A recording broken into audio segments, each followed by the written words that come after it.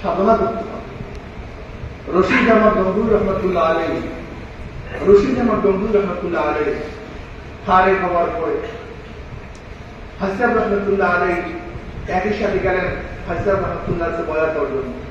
কাসর নাম রহমতুল্লাহ আলাইহির সাথে একই সাথে হাসান রহমতুল্লাহ বয়াত করবে, বয়াত হওয়ার পরে হালাতের মধ্যে কি যে পার্থক্য চলে আসছে, যা চিন্তা করতে পারবেন কি পার্থক্য চলে আসছে। সাধনা করতে করতে করতে করতে রশিদ আহমদ গঙ্গুর কুতুবুল আলম হয়ে গেল। কুতুবুল আলম, গোটা আলমের কুতুব তিনি। কেমন কুতুব ছিলেন?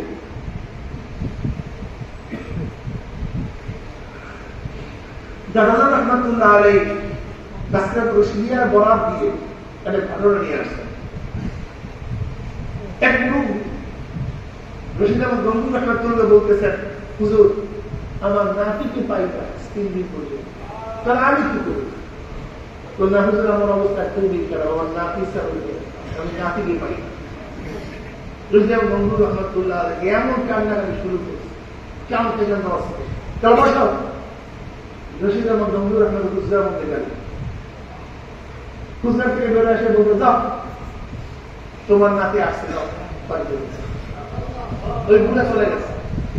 গিয়া দেখে সে নাতি দরজার সামনে পড়া বেরোর অবস্থা। রশিদ আহমদ গঙ্গুর রহমতুল্লাহ আলাইহি দরবার থেকে মুহূর্ত ছড়িয়ে গেছে, গিয়া দেখে নাতি ঘরের সামনে দরজার সামনে পড়া। এবার সেবা শুশ্রূষা করার পরে নাতি বসে আছে।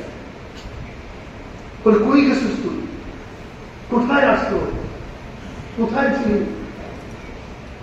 আমি নামাজ পড়তে বের হয়েছি, হঠাৎ দুষ্ট দিন আমার ঘুরাইয়া এক সাগরের দ্বীপের মধ্যে ফেলায় গেছে, যেখানে চারদিকে পানি আর নোনা।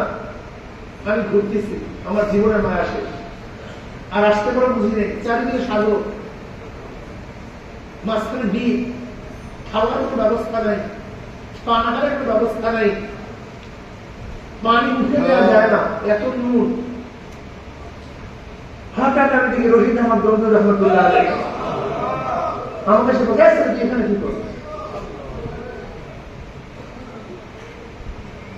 তুই চক্ষু বল, আমার হাত ধর। এরপর কি হয়েছে আমি জানি না, এরপর কি হয়েছে আমি জানি না। কি বুঝলেন? আল্লাহ কুতুবদের হালাত, তাদের অবস্থা, এটা সবসময় হওয়া সম্ভব না। এটা আল্লাহ প্রদত্ত। এটা কার প্রদত্ত? এটা আল্লাহ প্রদত্ত। বুখারীর মধ্যে বহুত রওয়ায়াত আছে, কারামতের বহুত রওয়ায়াত আছে, সাহাবাদের কারামতের